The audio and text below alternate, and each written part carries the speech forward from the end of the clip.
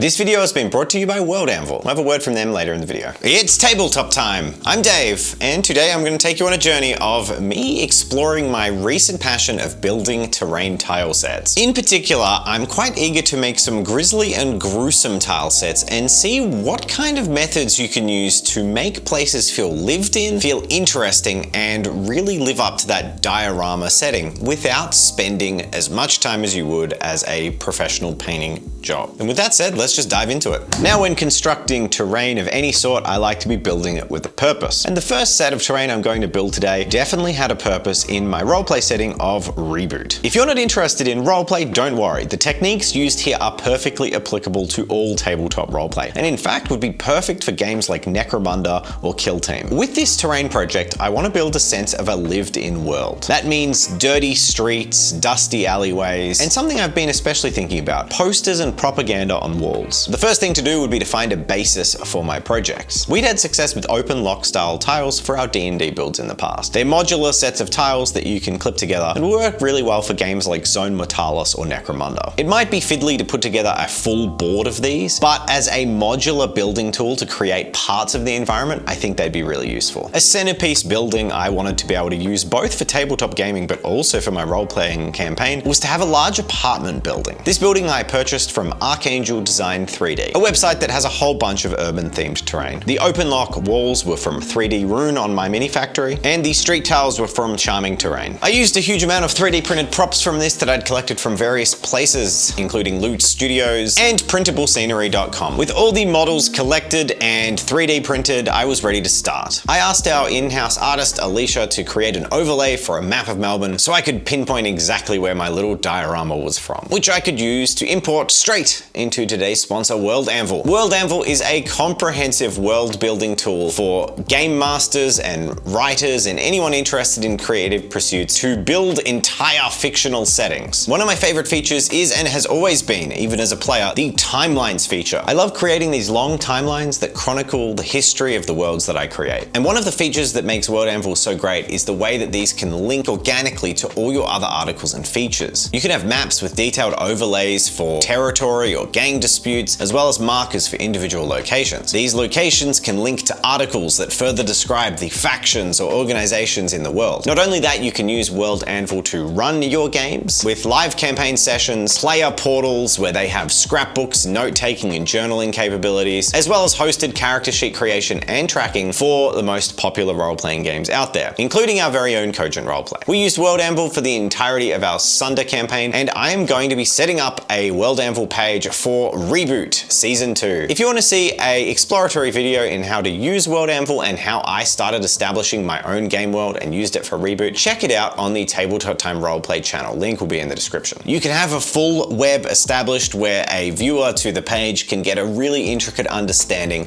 and keep diving in and learning more about your worlds. It truly is a paradise for world builders and creators. If this sounds like your cup of tea, I recommend you head on down to worldanvil.com and check them out. Now back to the build. So something I'd really wanted to try was printing out some posters on paper and Mod Podging them onto terrain. To find some appropriate posters, I did some Googling and wound up on a sketchy looking website that I'm pretty sure uses an AI to generate fake posters. I've got no idea, but some of these things look too wacky to be real. So grabbing some of these images and throwing them onto a document, I made a print sheet full of posters of different sizes. I also grabbed one that looked like a flyer and some emergency road signs, including a no gathering sign and of course a roadworks 60 kilometers an hour sign. Because even in 2090, with streets full of slum citizens, yeah, there's still roadworks in Melbourne.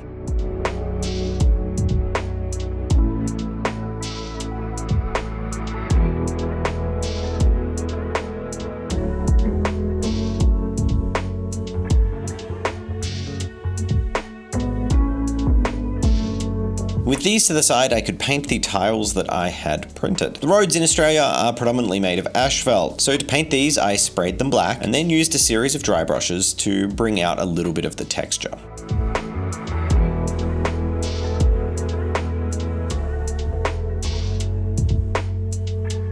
And then I patchily applied multiple different weathering pigments just to create staining and wear and tear in different quantities around different parts of the road.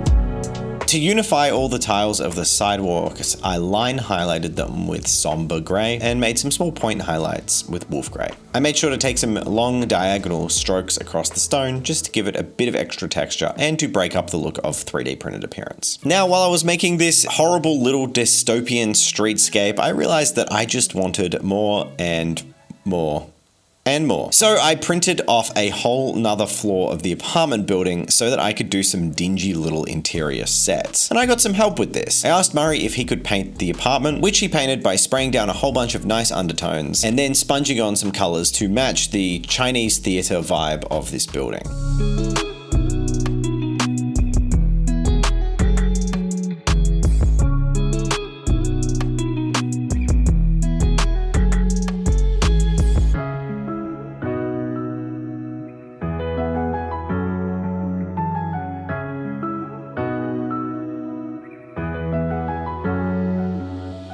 While Murray worked on this, Jen got a head start on all of the scatter terrain. Jen did an excellent job painting these in the same style as we did for both the Uglies Bar Cyberpunk video and also the D&D Tavern video. This is just a super good technique for getting quick sets of terrain done for your role-playing games, and I highly recommend it.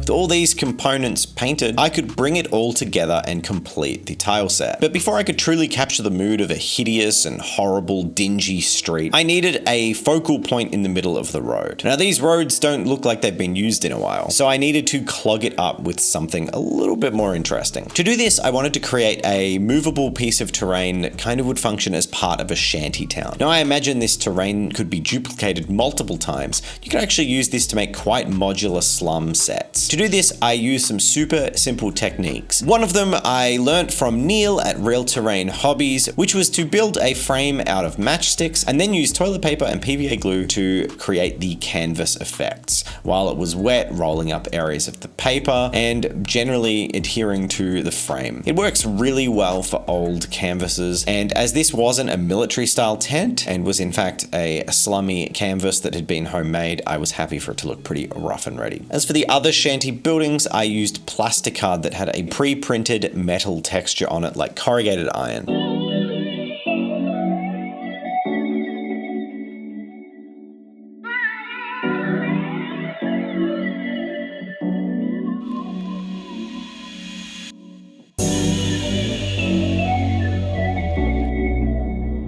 Once these were done, I needed a base to adhere them to. To do this, I got a piece of balsa wood and then tore up shreds of cardboard, searing the ends with a lighter to really give it a damaged and despaired look. I then folded these out into the shape of flat cardboard boxes as if they'd been pulled apart and flattened, and then glued these tiny cardboard boxes and reefs of cardboard down onto the balsa. This creates an awesome homemade flooring for a shanty town, and I think to replicate this, you could add bottles and corrugated iron and random scraps and debris, clothes, shoes, etc. to really bring it to life.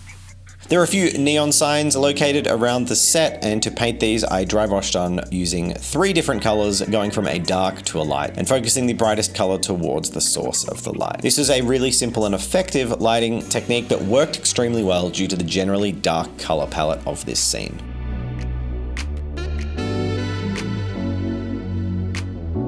With that done, I used Mod Podge to adhere the posters that I'd printed out. I was really happy with how quickly this made the place feel alive.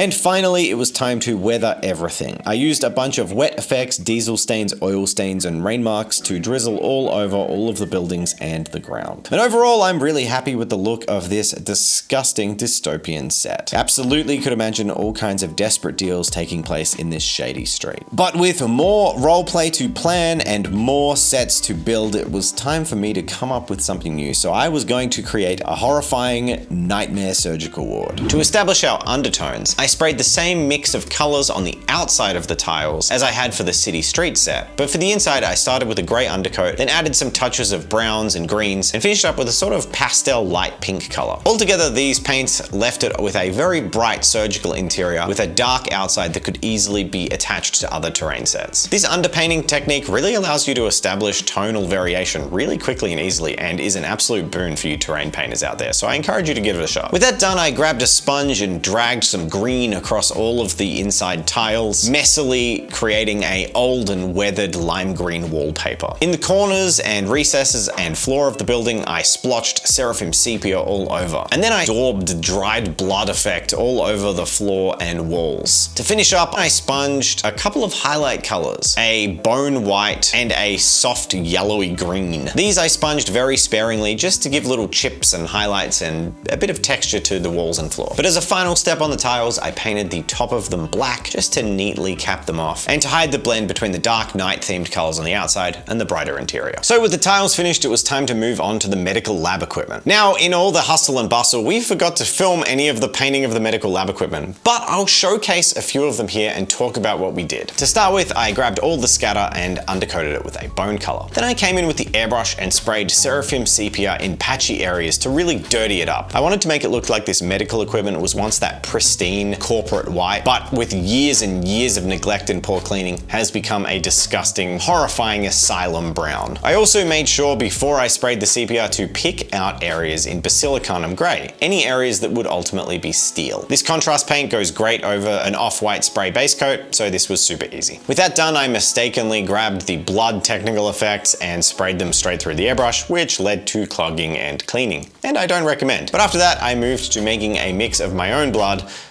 I made a mix of my own blood color, just using acrylic paints, and changed to airbrushing that instead. This actually worked better as it didn't have any kind of gloss finish, which was appropriate as this was meant to be aged and caked on old blood that hadn't been cleaned up. To finish up, I painted some areas simply with some glowing greens like the monitors, and then highlighted the whole thing with that original nice white color, as if areas that had seen lots of use or rubbing had rubbed off the grime and led back to the original clean medical white. The bodies I painted in Vallejo's dead flesh, which I then Seraphim Sepia'd, put some gore effects on, and re-highlighted the important areas in that dead flesh. With all these pieces built, it's time for me to put these together and show them off.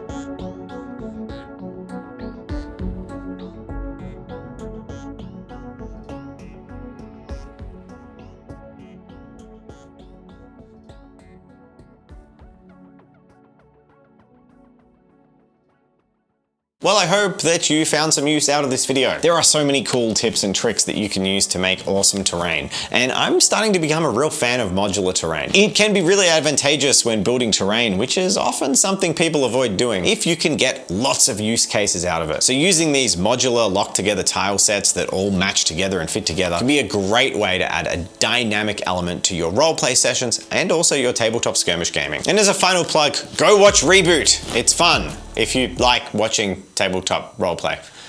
Yeah. And that's it.